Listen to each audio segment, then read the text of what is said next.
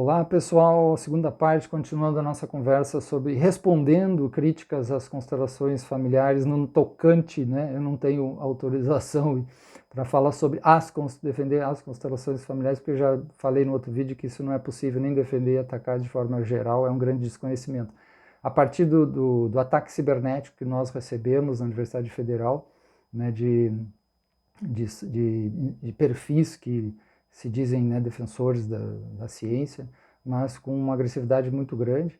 E aí a gente fez essa carta e essa carta vídeo para fazer uma resposta breve, mínima, e convidando depois também a uma maior reflexão com a série de eventos que nós vamos fazer sobre as práticas integrativas e as próprias constelações familiares.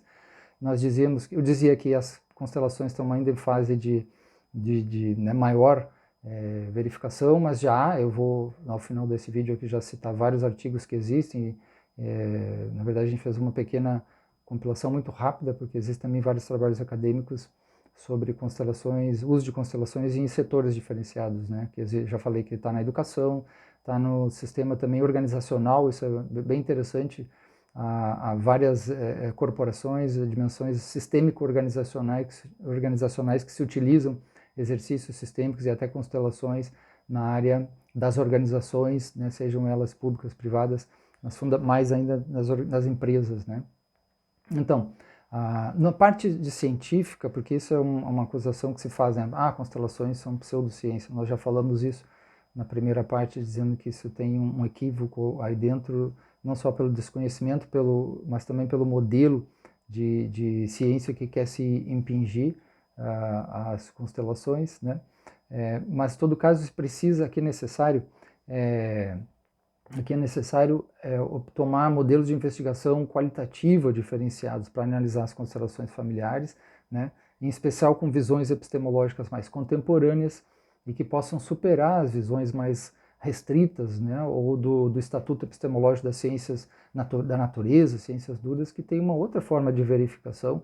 Em todo caso, a validação, a verificação, todos os aspectos que se trabalha necessariamente numa visão epistemológica e científica tem que ser consideradas, mas qual tipo de pesquisa vão ser feitas, né? Afinal de contas, esses aspectos relacionais, aspectos do que é próprio amor, que trabalha as constelações e as dimensões dos ferimentos, eles são bastante complexos e delicados, né? Eles para mensurar de alguma forma também o que se chama também de resultados, não é uma coisa simples e não é um objeto físico matemático que você está trabalhando. Então precisa ir além de uma visão principalmente mecanicista, mais cartesianista, né?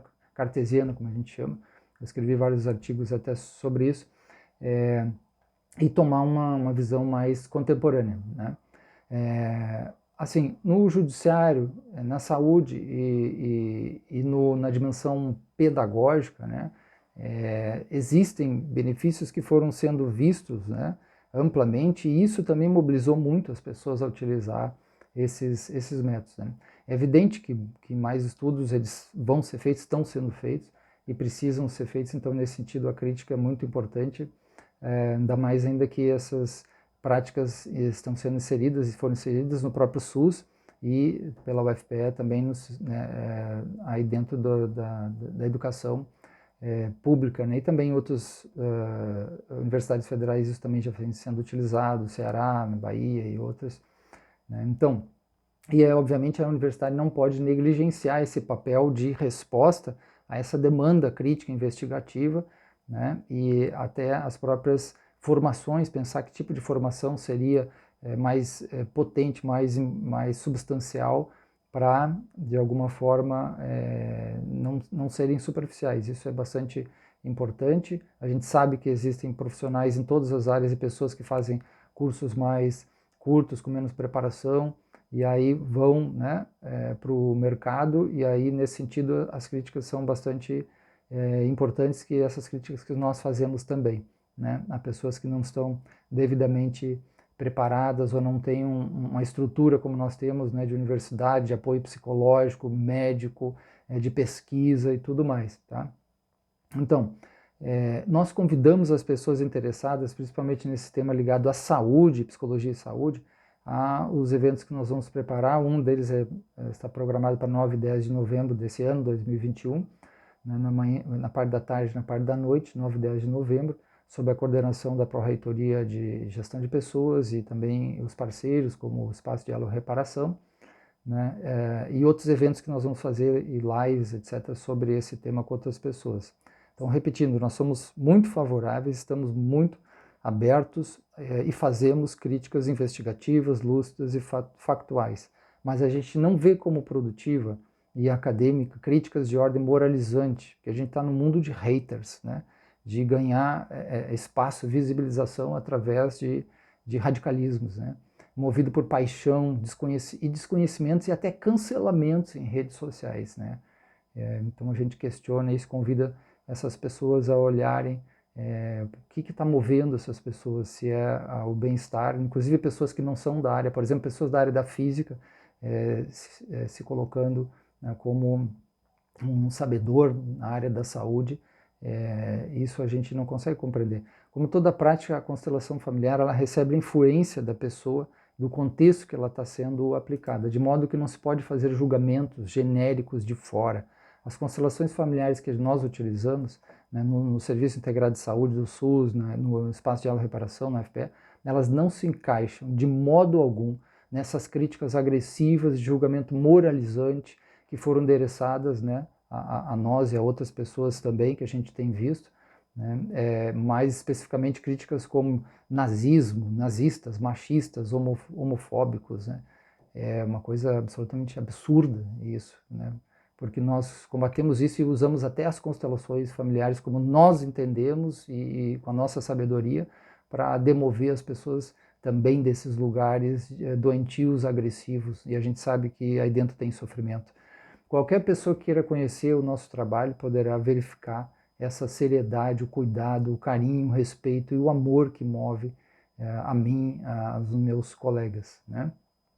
E também podem procurar as pessoas que nós atendemos, que já foram aí diretamente 200 com elementos de constelação familiar, fora as outras centenas que participaram nas representações e muito mais com as práticas de circulares, restaurativas, de empoderamento das pessoas, das escutas empáticas, dos cursos de comunicação não violenta, que nós temos feito há muitos anos, né, mediando conflitos com professores e alunos, entre professores e tudo mais. Então, esse ponto é importante, né? A gente não se coaduna com nenhum tipo de ataque cibernético e a gente quer uma coisa investigativa e com um debate de qualidade, né? Então, infelizmente, o nosso país ele está com muito extremismo em vários setores, né? E não é só pelo conteúdo, isso defende isso ou daquilo, mas a forma, a energia, a qualidade emocional, a psicologia da dimensão, porque você pode defender Deus ou o diabo, né? E pode, não é só o conteúdo, mas a forma que isso se faz, né?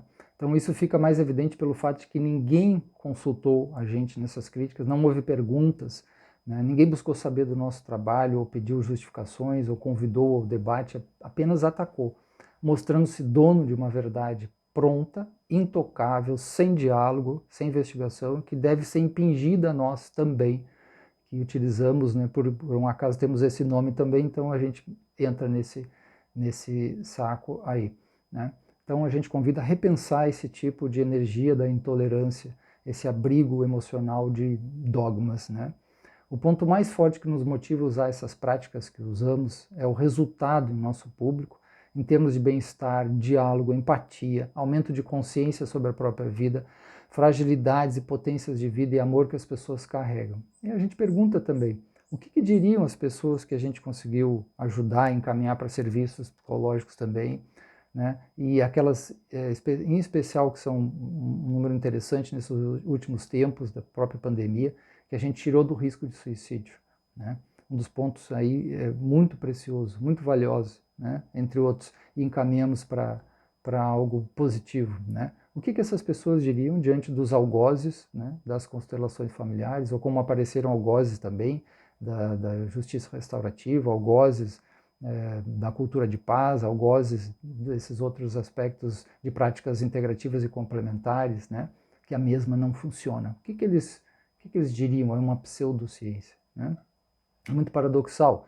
Então, desde 2018, nossos atendimentos contabilizam aí mais de 200 pessoas diretamente beneficiadas, né? E nós não recebemos nem um feedback negativo, né?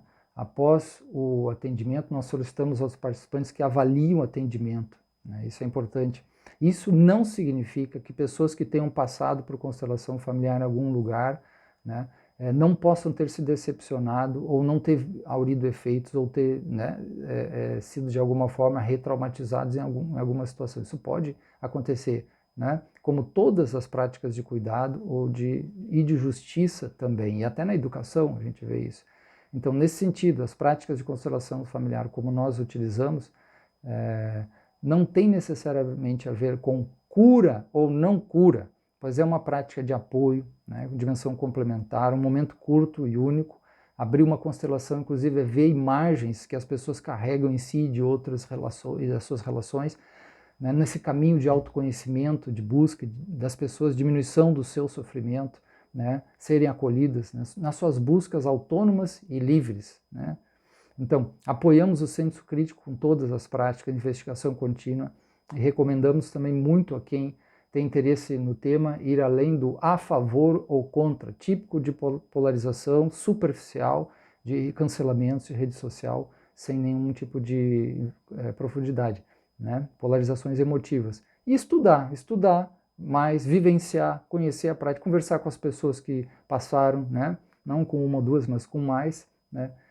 Para perceber aí uma visão menos mistificadora também, né? Tem pessoas com uma visão em nome de crítica à pseudociência, mistificam as próprias constelações como nós não mistificamos, né? E é muito interessante porque quando a gente diz que tem vários benefícios, a gente está vendo, está acompanhando os alunos, as pessoas, isso é um argumento parcial, um argumento ad hominem, um argumento... e só que elas utilizam casos isolados que tem relatos negativos, e para elas vale esse argumento, e para nós não. Então isso também, a gente tem que conversar sobre isso. Observamos que o serviço de constelação familiar do Espaço Diálogo e Reparação é totalmente gratuito, e também os professores responsáveis não recebem remuneração alguma, nem bolsista, nem qualquer benefício em termos de carga horária por isso. A universidade tem vários serviços convencionais, vários, e isso é um deles, só que dentro do espaço que nós coordenamos, muito mais específico. Então não disputa com nada, não prejudica nada, não deixa de investir em nada outro, porque isso é um trabalho totalmente desse espaço, né? Então, nesse sentido, o que a gente pode dizer? Que a gente vai continuar o nosso papel acadêmico, social, que busca realizar o melhor serviço público de qualidade para todos em função da vida que recebemos e desejamos promover, né?